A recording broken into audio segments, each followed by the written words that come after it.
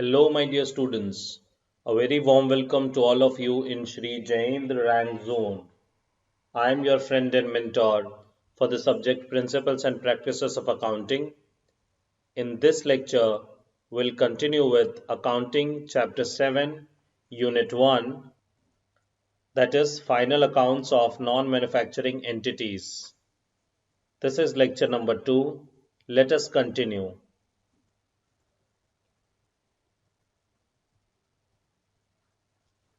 Profit and loss account.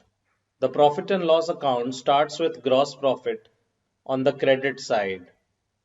If there is a gross loss, it will be written on the debit side.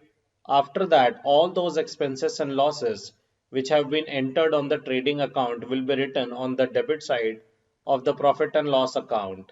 Incomes and gains other than sales will be written on the credit side.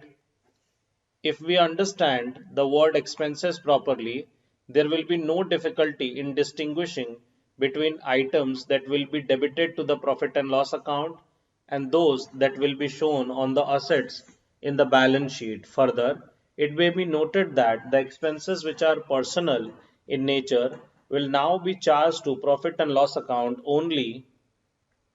Those revenue expenses and losses will be related to the current year are debited to profit and loss account. It is desirable, according to the modern thinking, that the profit and loss account should be prepared in such a manner as will enable the reader to form a correct idea about the profit earned or loss suffered by the firm during the period together with significant factor. Too many details will prevent a person from knowing properly the factors leading to the profits earned. Therefore, items should be according to the various functions such as administration, selling and financing. The profit and loss account appears as follows. A specimen profit and loss account is shown over here. On the credit side, we'll begin with the gross profit. Then other incomes will be written on the credit side of the profit and loss account, like discount received, commission received, non-trading income as if the bank interest, rent of property let out, dividend from share, abnormal gains like sale of machinery profit, sale of investment profit.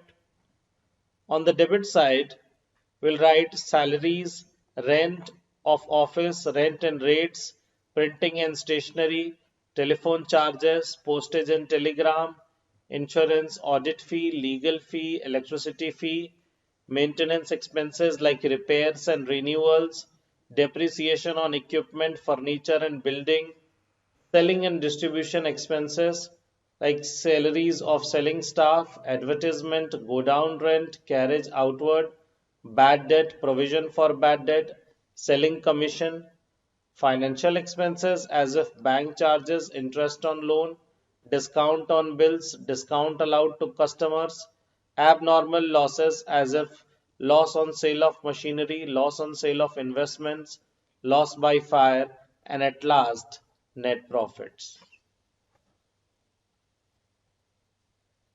Apart from these items, there could be several other items also.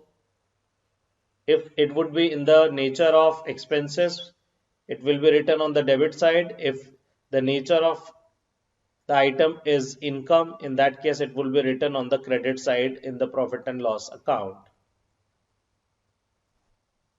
Note, gross loss appears on the debit side on the profit and loss account at the top, while gross profit appears on the credit side.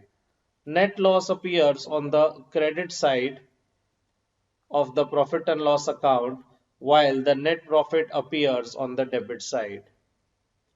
It will be a good idea to either show these expenses in separate schedule or to indicate the table of these prominently in the profit and loss account. This rule should be followed. However, the number of items is rather large. On the income side of the profit and loss account, besides the gross profit, there may be interest received, discount received, rent from subletting of premises, miscellaneous incomes, such as sale of junk material, it would be desirable to show the totals only under such of the main categories of income. However, interest on fixed deposit, interest or income from investment and other interest should be shown separately. Similarly, items which have to be debited or credited to the proprietor should be segregated from the other items. Examples would be the interest charged on drawing, interest allowed on capital and charges for services rendered by the firm to the proprietor personally. We shall now consider a few items individually. First is drawing. Drawings are not expenses for the firm, but it is a reduction of capital and therefore should not be debited in the profit and loss accounts, but it should be debited to the capital account. So capital account debited to drawings. Drawings is basically proprietor's personal expenses. If the proprietor has enjoyed some benefit personally, like use of firm's car, suitable amount should be treated as drawings, and that to extent of charge to the profit and loss account will be reduced. Drawings are debited to the proprietor's capital account. The next is income tax. In case of companies, the income tax payable is treated like other expenses, but in case of sole proprietorship, income tax is treated as a personal expenses of the proprietor. It is debited to the capital account and not in the profit and loss account. So capital account debited to income tax account. This is because the amount of tax will depend upon the total income of the partner or proprietor besides the profits of the firm. In case of partnership firm, firm's tax liability is to be treated to profit and loss account of the firm, but partners' tax liability are not to be borne by the firm. Therefore, if the firms pay income tax on behalf of the partners, such payment of personal income tax should be treated as drawings. Next item is discount received and discount allowed. Discount received is an income and it should be credited in the profit and loss account. Discount allowed is an expense, it should be debited in the profit and loss account. We have already seen that the discount is of two types, trade discount and cash discount. Trade discount is allowed when the order of the goods is not below a certain figure. It is deducted from the invoice price only. Only the net amount of the invoice is entered in the books. There is no further treatment of trade discount. Cash discount is allowed to a customer for early payment if he makes the payment before a certain date. It is allowance made to him for prompt payment and is recorded in the books. Therefore, trade discount is not debited to P&L account, but cash discount is. Discount received is really in a nature of interest received, and similarly discount allowed really means interest paid. Discount received is a gain and credited to profit and loss account, while discount allowed is an expense and debited to profit and loss account. Discount profit and loss account debited to discount allowed account, and discount received debited to profit and loss. I believe you understood. The next is rebate. It is the allowance given to a customer when his purchase during the year, say 1 year, total up to a certain figure. Suppose a firm allows a rebate of 4% to these customer whose purchases during the year are at least 5,000. One customer purchases are 4,500, will not get any rebate. Another customer purchases is 5,100, he will get a rebate of 204. The entry for rebate is made only at the end of the year. The rebate account is debited and later written off in the profit and loss account on the debit side. Various customers who have entered the rebate are credited. Initially, when rebate is given, rebate account debited to customer's account. In the year end, this rebate is transferred to the profit and loss account. So profit and loss account debited to rebate account.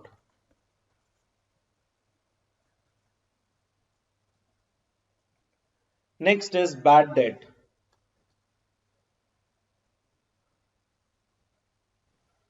When a customer does not pay the amount due from him and all hopes of recovering the amount is lost, it is said to be bad debt. It is a loss to the firm. Therefore, the bad debt account is debited, which is later on written in the profit and loss account on the debit side, since it is no use showing the amount due still as an asset. The amount of the customer concerned is closed by being credited. The entry for bad debt would be bad debt account debit to debtors account customer by name. There would be so many customers and debtors, so we must write the name of the debtor over here. And then at the year end, the profit and loss, this bad debt would be transferred to the profit and loss account. The entry would be profit and loss account debited to bad debt account. In case of provision for bad debt already been prepared, then bad debt should be written off first. From it, the entry will be provision for bad debt accounts debit to bad debt.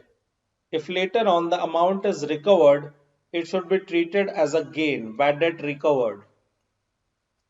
It should not be credited to the parties paying it because the parties account we have already closed it. It should be credited to the bad debt recovered account. It would be entered in the profit and loss account on the credit side. The entry would be bad debt recovered account debit to profit and loss account.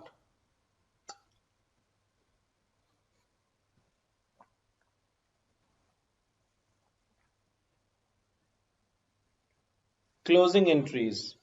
The entries that have made in the journal for preparing the trading and profit and loss account, that is for transferring the various accounts of these two accounts, are known as closing entries. We have already seen the entries required for preparing the trading account and for transferring the gross profit to the profit and loss account. Now to complete the profit and loss account, under mentioned three entries will be necessary. First, for items to be debited in the profit and loss account, the account will be debited and the various accounts concerned will be credited. For example, profit and loss account debited to salaries, to rent, to interest, to other expenses account.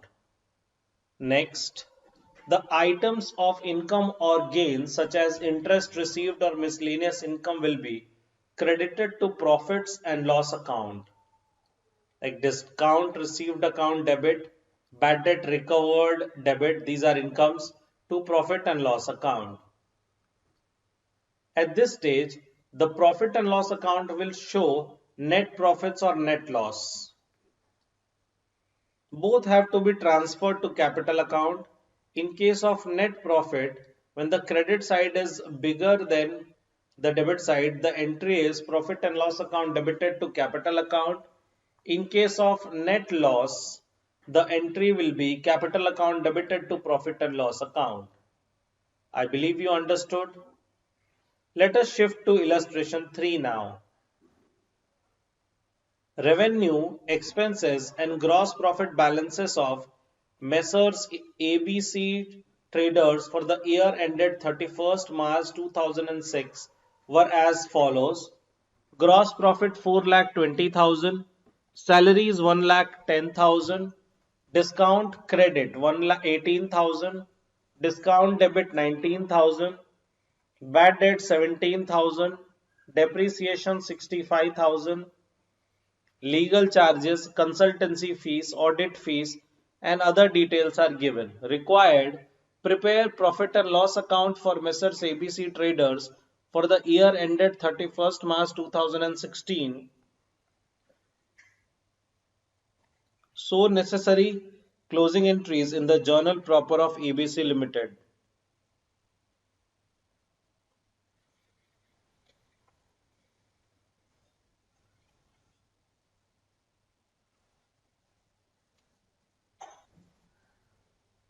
Solution.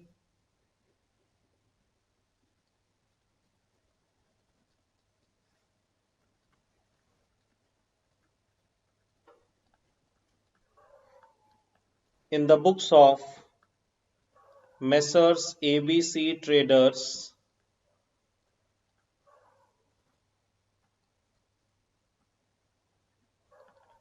profit and loss account for the year ended 31st March 2016. Particulars amount. Particulars amount.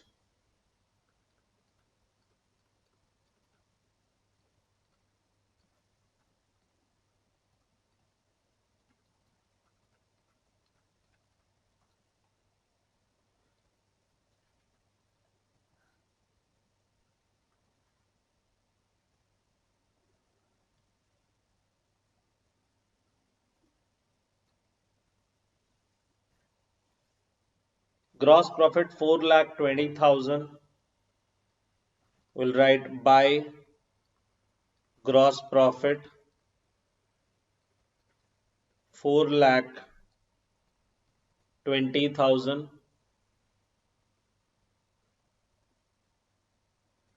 Salaries 1,10,000. Discount credit 18,000. We'll write by discount received 18,000. Salaries to salaries 1,10,000. Next, discount debit 19,000, bad debt 17,000. To discount allowed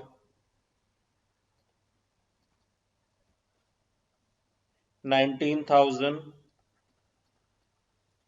To bad debt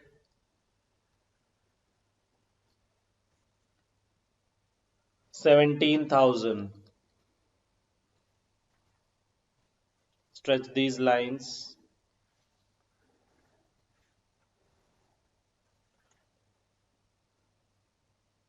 Depreciation 65,000. Legal charges 25,000.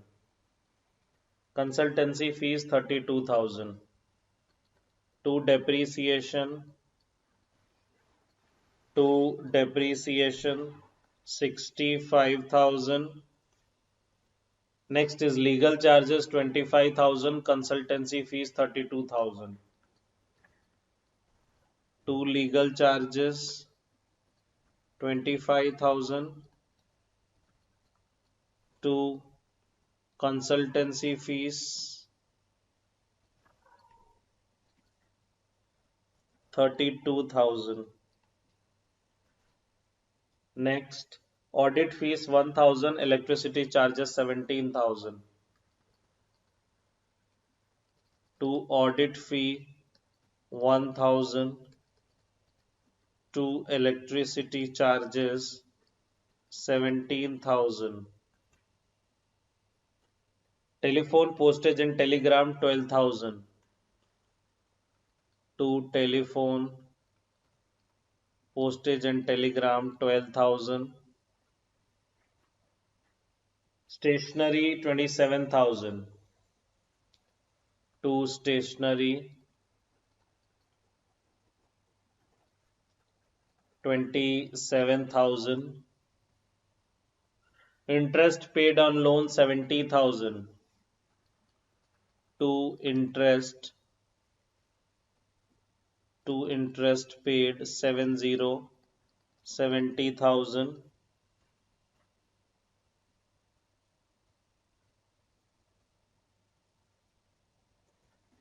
Quickly do the totals.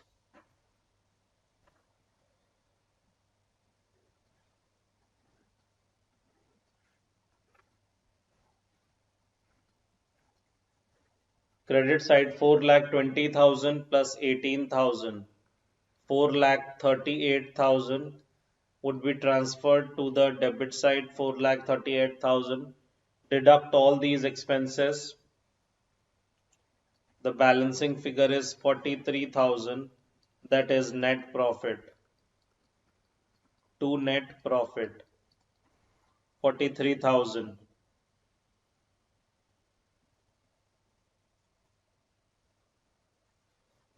I believe you understood till here. Let us continue.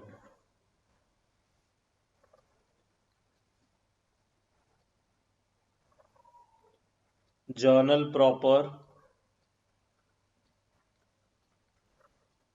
in the books of Messrs. ABC Traders.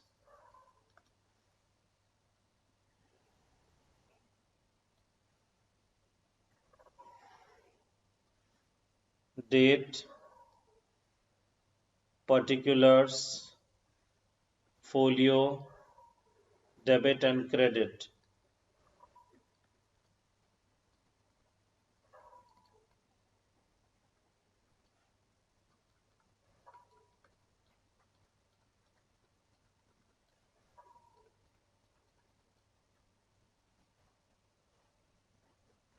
We'll begin with the profit and loss account.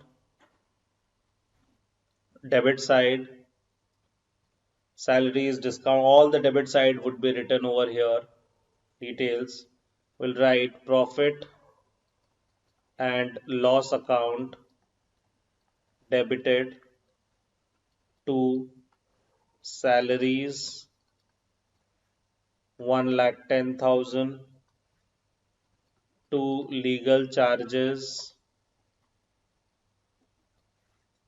25,000, to consultancy fees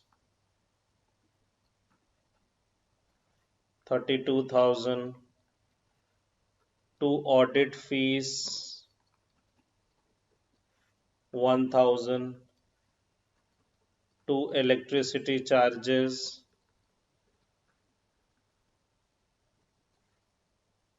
17,000, to telephone charges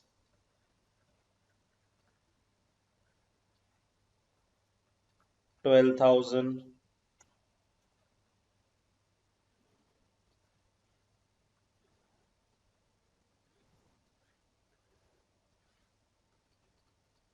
to stationery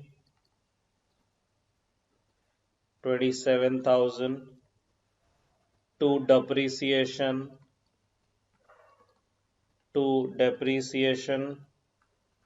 65,000, to discount allowed 19,000, to bad debt 17,000, to interest 70,000. The totals are 3,95,000. Profit and loss account debit 3,95,000 to these credit. Next, stretch these lines.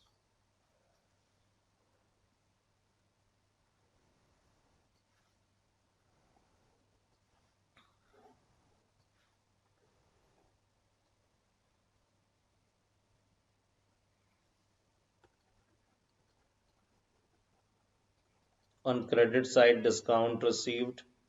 So discount received debit to profit and loss account 18,000, 18,000. Gross profit 4,20,000 to profit and loss account 4,20,000.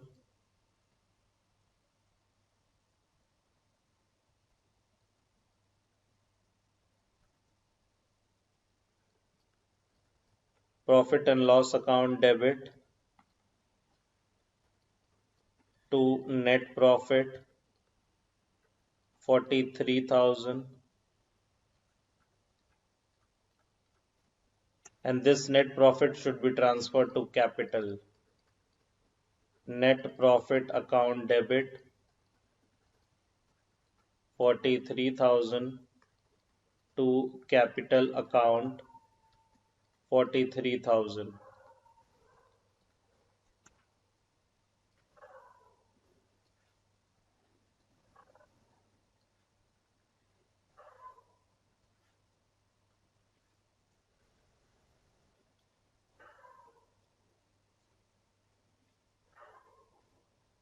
I believe you understood till here.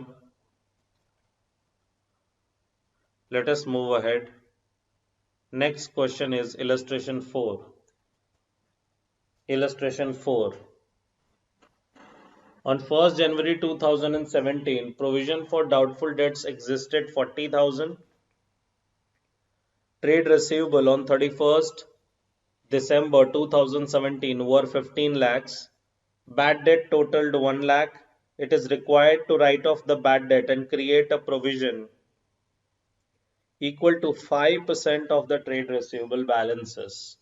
Show how you would compute the amount debited to profit and loss account.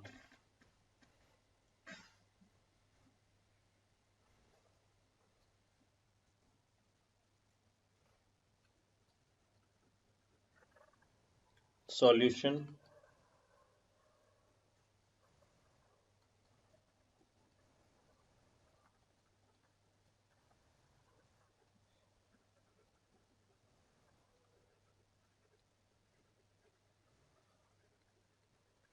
Provision for doubtful debts account.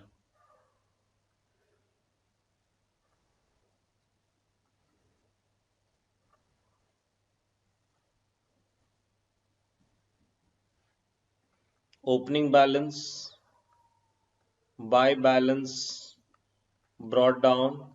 Opening provision is 40,000. 1 lakh is the bad debt. So to bad debt 1 lakh. Trade receivables is 15 lakh. Out of 15 lakh, 1 lakh is bad debt. And we need to create a provision of 5%. So 15 minus 1 is 14 lakh multiplied by 5%. 15 lakh minus 1 lakh bad debt 14 lakh multiplied by 5% 70,000. Provision required.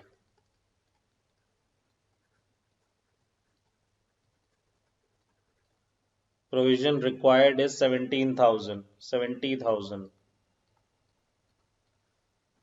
Closing provision to balance carried down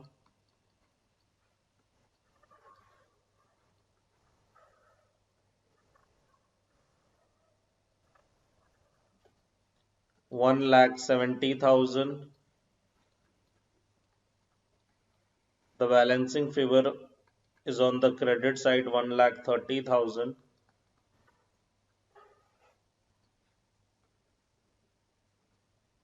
By profit and loss account. Balancing figure 1,30,000. This is provision for doubtful debts. I believe you understood this.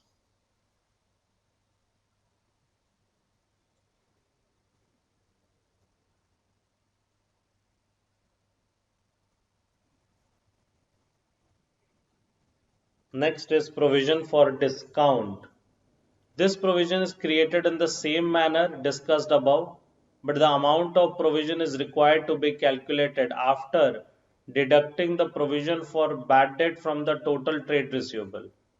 This is because the provision for discount is created only on good debtors.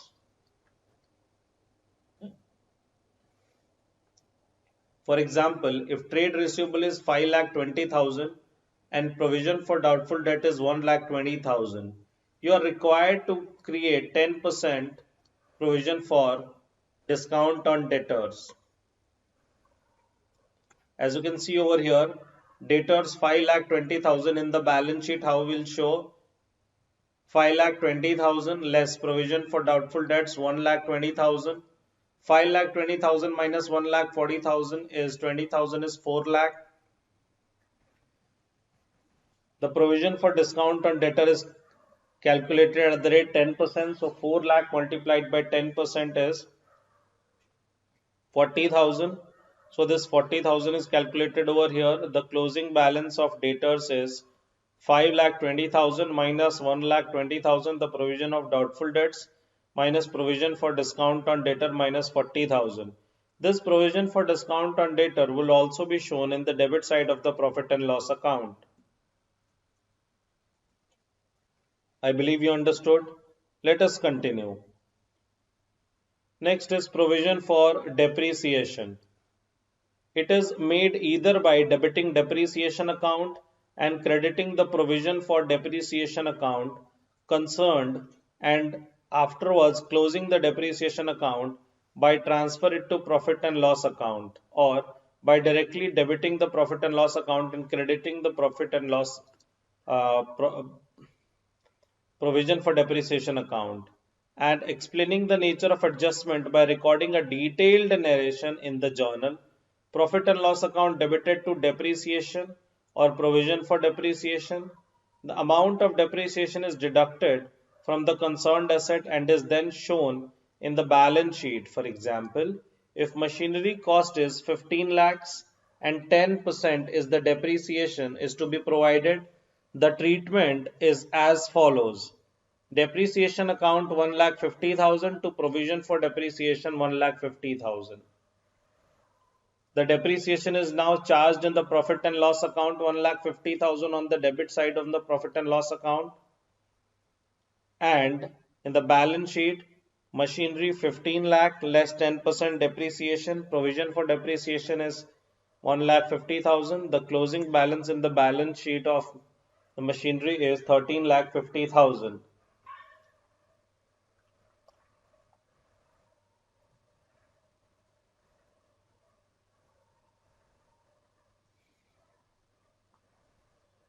Let us continue.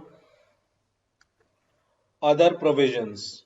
Whenever it is expected that a loss amount of which is certain will occur, the proper course is to create a provision for meeting the loss if and when it occur. This would be the case. For example, if compensation has to be paid for the late delivery of goods, the entry is to be debit the profit and loss account and credit and suitably named. All accounts shown provision may appear in the balance sheet on the liability side, but it should be noted that the provision for bad debt, bad and doubtful debt, and the provision for discount on trade receivables are deducted from the total book debts, and the provision for depreciation is deducted from the cost of the assets concerned. Next point, transfers involving correction of errors are made by debit or credit to the account affected, the corresponding effect being recorded either in the suspense account of some other accounts. Transfer in respect of special charges to the profit and loss account, example, partner salaries, interest, and in respect of appropriations of profits are recorded by debit to the profit and loss account and credit to the parties concerned. When making adjustments, it is important to remember that every entry had a twofold aspect, debit and credit. For example, if an adjustment is required to be made on account of prepaid insurance charges, the insurance charges account will be credited, and to complete the double entry, prepaid expenses account will be debited with the same amount. The last mentioned balance would include the debit side of the trial balance. Students should, as a matter of course, record on the rough working sheets adjustment in respect of the various items stated in the question, and then give their effect in the trial balance before preparing or draw the trial balance of final account. Let's move ahead. Certain adjustments and their treatments. First adjustment is abnormal loss of inventory by accident or fire. Sometimes loss of goods occurs due to fire, theft, etc. If due to accident or fire a portion of inventory is damaged, the value of loss is first to be ascertained. Thereafter, abnormal loss account is to be debited and purchase account or trading account is to be credited. Abnormal loss account is to be transferred to profit and loss account. If amount of loss is recoverable from insurance company, then insurance company is to be debited instead of profit and loss account till the money is not received from the insurance company. Insurance company account will be shown on the asset side of the balance sheet. If any part of the loss is recoverable from the insurance company, then the portion is not compensated by the insurance company, should be the debit and profit and loss account. For example, if goods worth 6,000 is destroyed by fire, an insurance company admits the claim of 4,500, the journal entry will be as follows. Loss by fire account debited 6,000 to purchase account 6,000. Insurance company, if they had given a claim of 4,500, insurance company account 4,500 debit, profit and loss account 1,500 debit to loss by fire. The actual loss is only 1,500 in this case. See the treatment in the profit and loss account.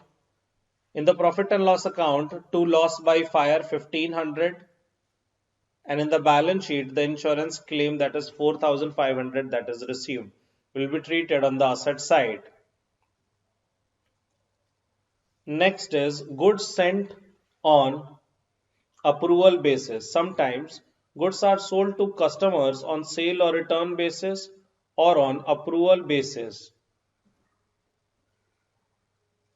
It should not be treated as actual sale till the time it is not approved by the customer. When goods were sold, we have passed the entry for actual sales. Therefore, at the year end, if the goods are still lying and the customers for approval, following entries are to be passed. For example, goods costing 10,000 sent to a customer on sale or return basis for 12,000. The entry for such unapproved sale shall be: first, sale account debited 12,000 to trade receivable account 12,000. Second, stock on approval account debited 10,000 to trading account 10,000. These goods should be included in the amount of closing stock at their cost price. Next, goods used in other than sales. Sometimes goods are used for some other purpose, such as distributed as free samples, used in the construction of any other assets, or used by the proprietor like drawings for personal use. In such a case, the amount used for the other purpose is subtracted from the purchase depending upon the specific use it is done. For example, when goods are given away as donation, donation account will be debited to purchase account. When goods are used by proprietor, drawings account will be debited to purchase account. When goods are distributed as free samples account debited to purchase account. When goods are used in business for construction of building or the machinery, building account debited to purchase. When goods are used for maintenance of business premise, repairs and maintenance to purchase. I believe you understood. Next is commission based on profit. Sometimes commission is payable to managers based on net profit. In such a case, the calculation is done as follows: after charging commission and before charging commission. Be focused. Commission on net sale before charging such commission. So profit after commission is say 1 lakh. Rate of commission is 10%. So it would be 1 lakh multiplied by 10 divided by 100. The commission is 10,000. I believe you understood. But if the commission on net profit is after charging such commission, in that case, the formula will be profit before commission, which is 1 lakh, multiplied by rate of commission is 10%, divided by 100 plus rate of commission. This is 110. So 1 lakh multiplied by 10 divided by 110. Do it on your calculators. It is 9090. This would be the commission after charging such commission. I believe you understood this. Commission is recorded by the following journal entry. Commission given is an expense, so commission account debited to commission payable. Commission will be debited in the profit and loss account, and commission payable will be shown in the liability side. So profit and loss account to commission. For example, if net profit before commission is 1 lakh and the manager charges 10% commission, then it would be 10,000. We have just did the same thing. Profit and loss account, over here the commission will be 10,000. Net profit transferred is 90,000 because the net profit was 1 lakh. In the balance sheet, the commission payable would be shown in the liability side. Now let us assume that the 10% commission payable on net profit after charging such commission, in that case it would be 9090.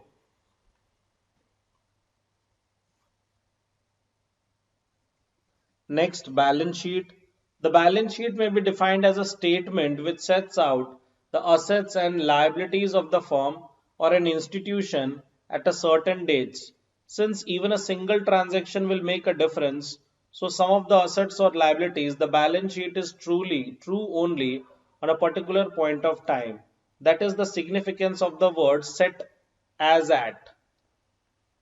The assets are shown on the right hand side of the liabilities and capital on the left hand side.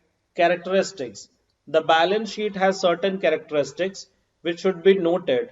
These are the following. First, it is prepared at a particular date, rather the close day or not for a period. It is true only on that date and not later. Suppose, for example, in the example given above, a part of the goods were sold on 1st January 2017. This will mean that the value of the inventory will be reduced, the cash in hand will increase, and the capital account will be reduced or increased depending upon the loss or profit on sale. The balance sheet is prepared only after a preparation of profit and loss account. This is the reason why profit and loss account, including trading account and balance sheet, are together called final accounts. Of course, balance sheet is not an account, it's a statement. The two sides are debit and credit side. Without being accompanied by profit and loss account, the balance sheet will not be able to throw adequate light on the financial position of the business, of the firm. For the purpose of an appreciation of the profits of the firm is necessary. Next, since capital always equals to difference between assets and liabilities, and since the capital account will be independently arrive at this figure, the two sides of the balance sheet must have the same totals. If it is not so, certainly there is some error which is prevailing in the balance sheet.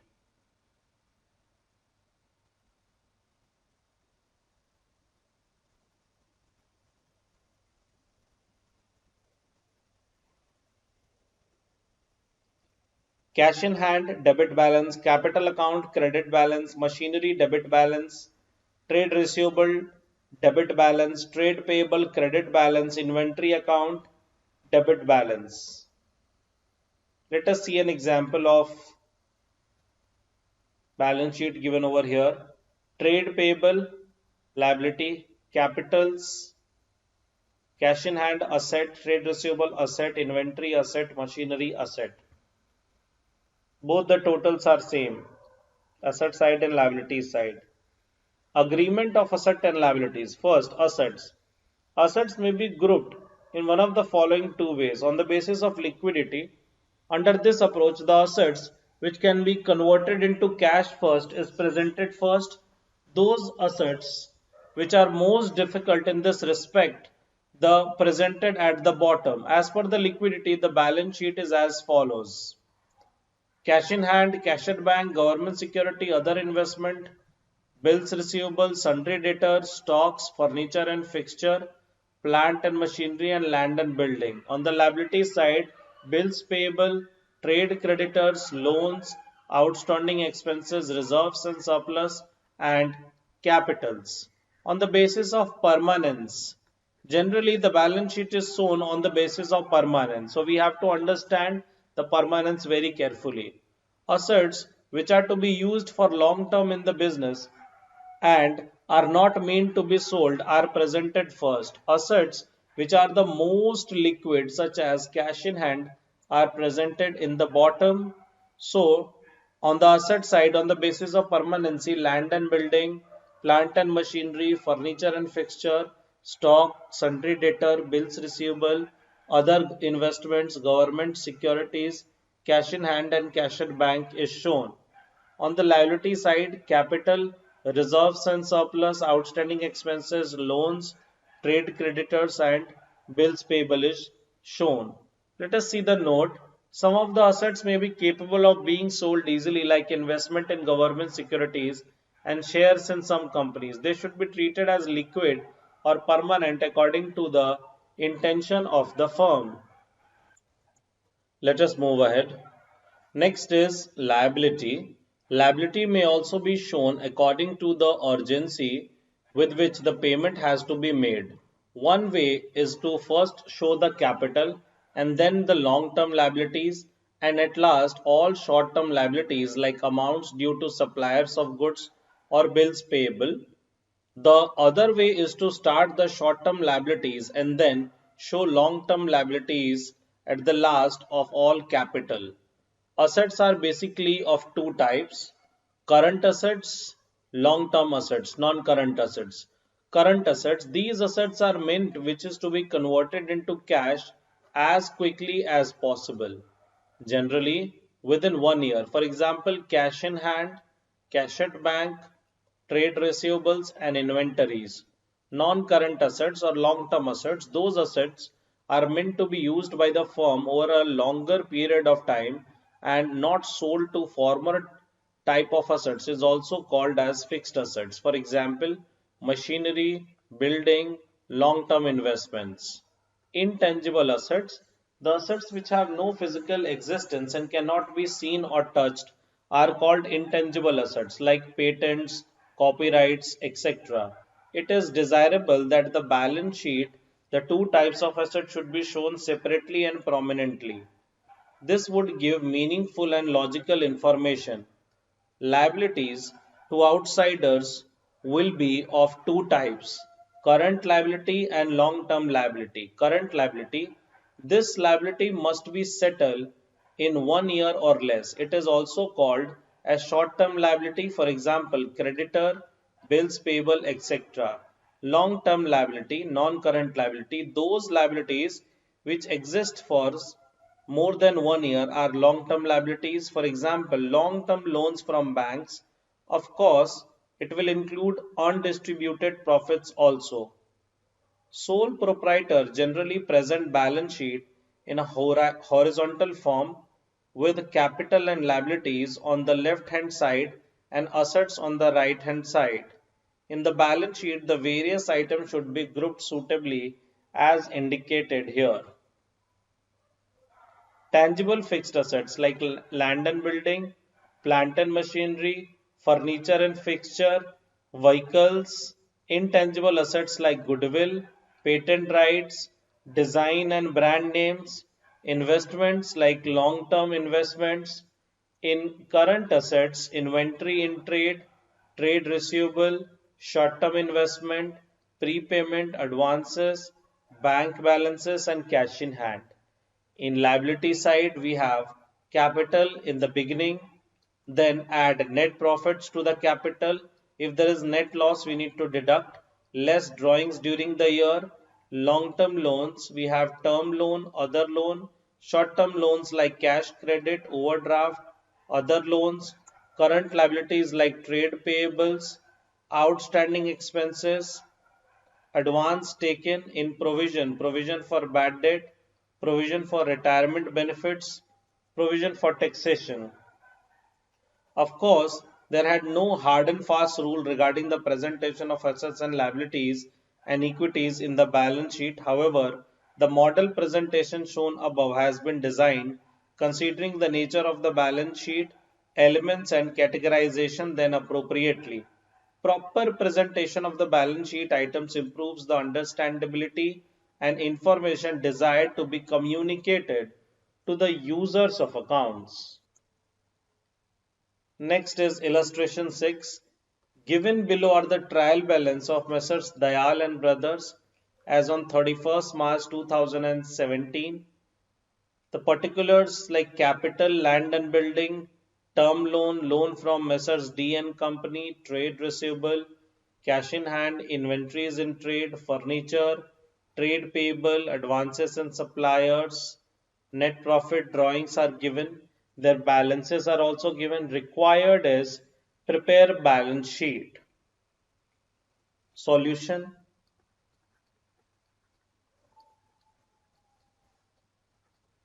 In the books of in the books of Dayal Brothers balance sheet.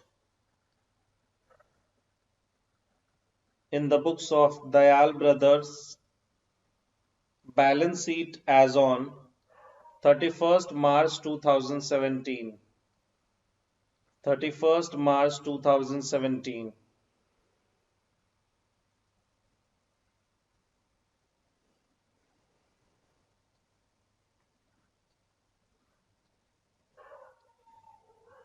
Liabilities, amount, assets, amount.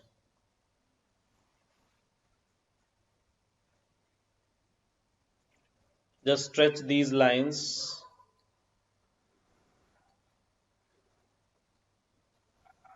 We'll begin with capital.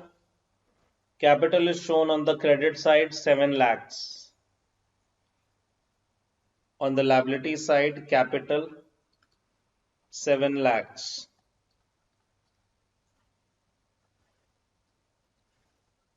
Land and building, asset side 3 lakhs. Land and building, asset side 3 lakhs.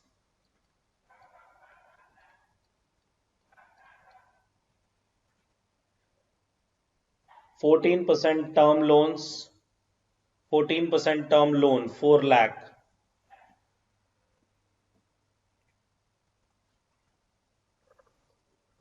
Term loan 4 lakhs.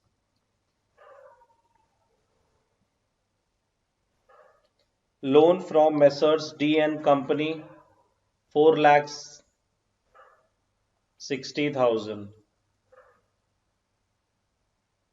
Loan from Messrs. D and Company 4 lakhs 60,000. Trade receivable 20,000. Trade receivable asset side, trade receivable 20,000. Next is cash in hand 6 lakh, inventory 2 lakh.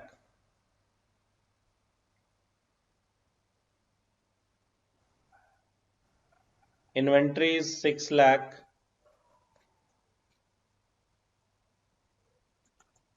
Cash in hand 20,000.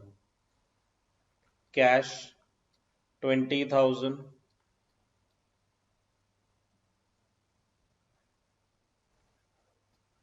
Trade receivable is 4 lakh 20,000. Cash is 20,000. Inventory 6 lakhs. Furniture 2 lakhs. furniture 2 lakhs, trade payables 40,000,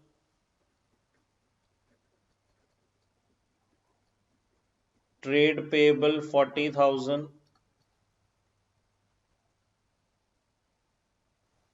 advances to suppliers 1 lakh, advances to suppliers 1 lakh, advances 1 lakh to suppliers. Then net profit is 1 lakh and drawing is 60,000. Net profit is added to the capital. So net profit is 1 lakh. This 7 lakh taking inside, 1 lakh is to be added. Then drawing is to be deducted. Drawing is 60,000 which needs to be deducted. So outer column 7 lakh 40,000. This 7 lakh should be removed from here. We have removed 7 lakh from here. So this is 7 lakh 40,000. That's the total of the liabilities side. The liabilities total is 16 lakh 40,000.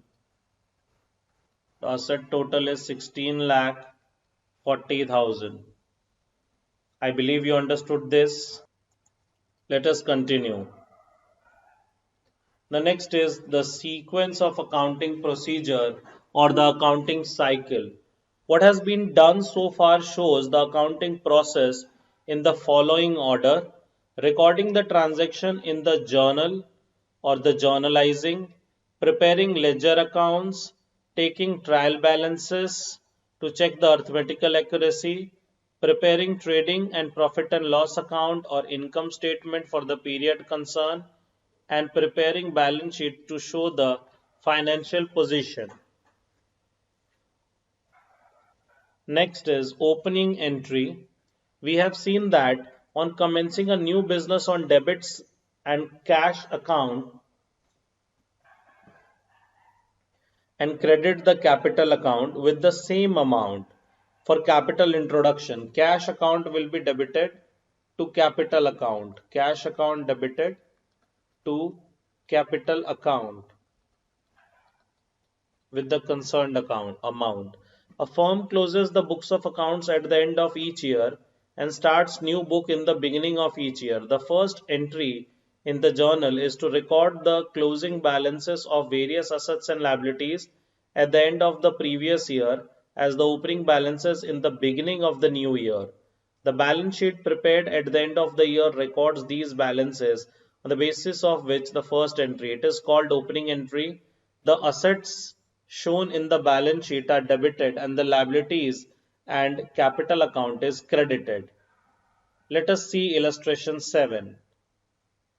Balance sheet is given over here. On the liability side, Mahindra and Sons capital is given. On the asset side, cash in hand, cash at bank, trade receivable, closing inventory, machinery and equipment required from the above given balance sheet. Prepare the relevant opening entry.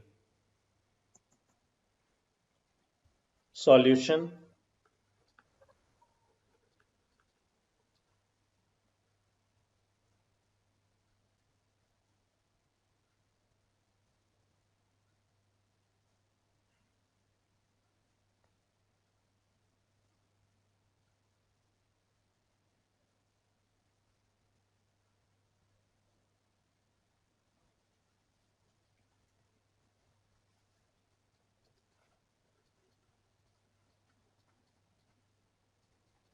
The opening entry on 1st January 2018. On the assets, for the asset we have cash in hand, cash at bank, trade receivable, inventory and machinery as equipment. And credit side we have Mahindra and Sons and capital. So we'll pass it accordingly. Cash account debit, bank account debit, with the amount cash account 43,000, 267,500, trade receivable account debit 749,500, inventory account debit 9 lakhs,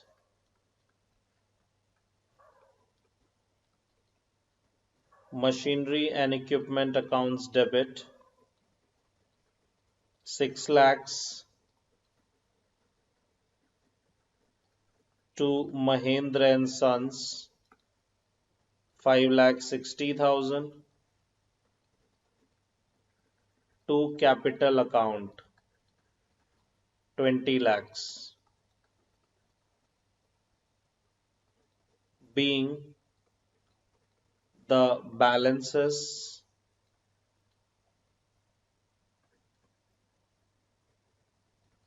brought forward. I believe you understood this. I believe you understood. Let us continue. The next is provision and reserves. What is provision? Provision means any amount written off or retained by way of providing for depreciation, renewal, or diminution in the value of assets, or retained by way of providing for any known liability of which the amount cannot be determined with substantial accuracy. A provision is a liability which can be measured only by using a substantial degree of estimation based on past experience.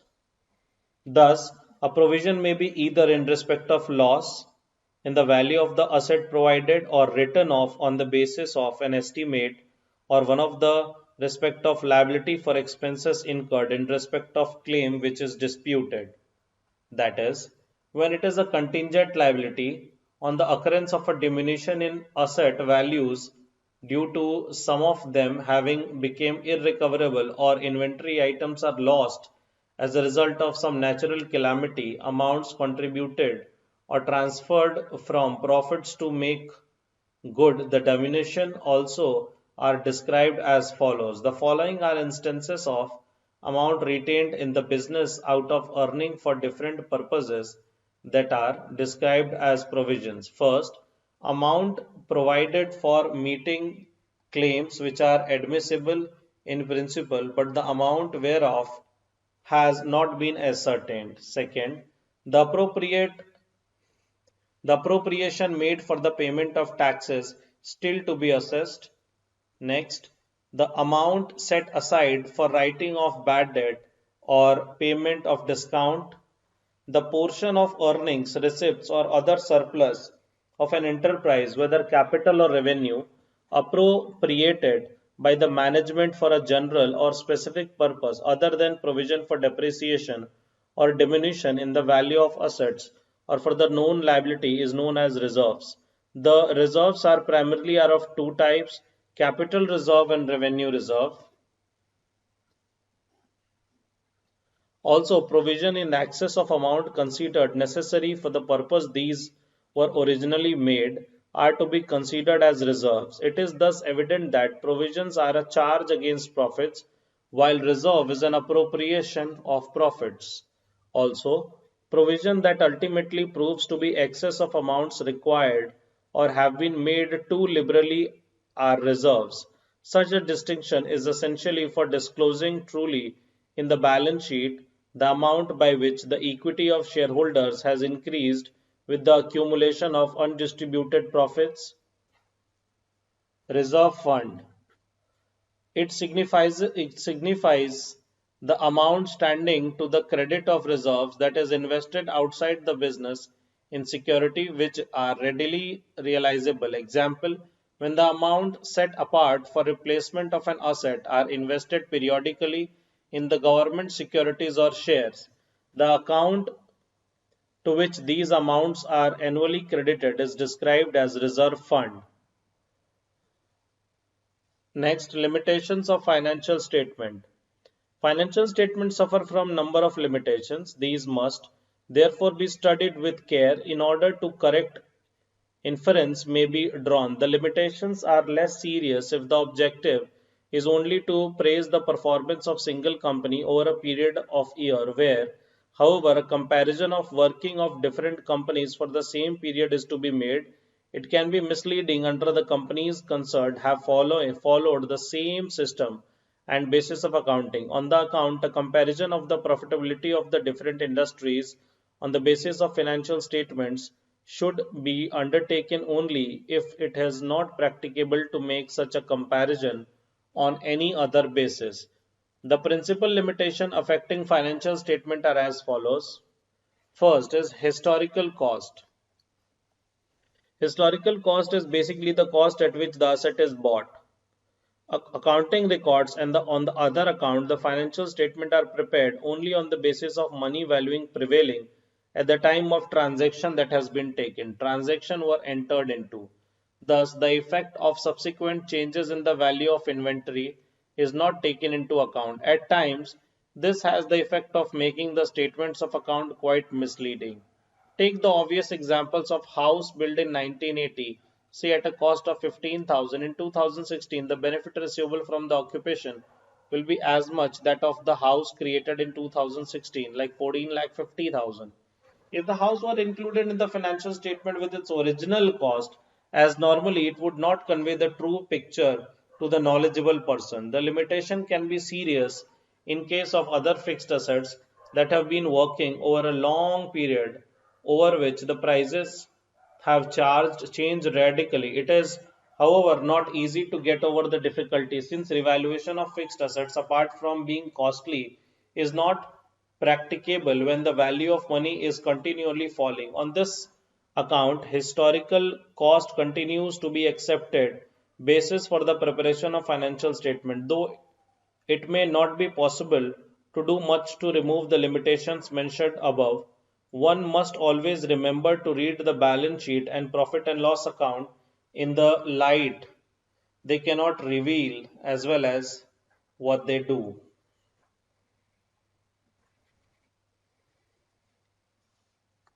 Intangible strength and weakness. A company may have a number of strength and weakness which cannot be shown in the balance sheet. Example, loyalty and credibility of its staff.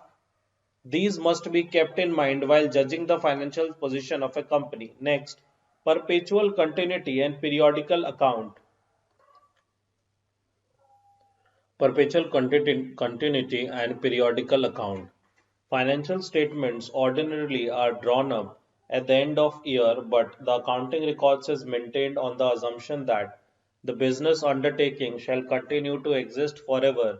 On the basis of going concern assumption, in sequence, much of the expenditure other than revenue expenditure has to be distributed arbitrarily over a number of years during which the benefit of the expenditure is expected to arise. As a result, the financial statement of account are not absolutely correct. Third, D.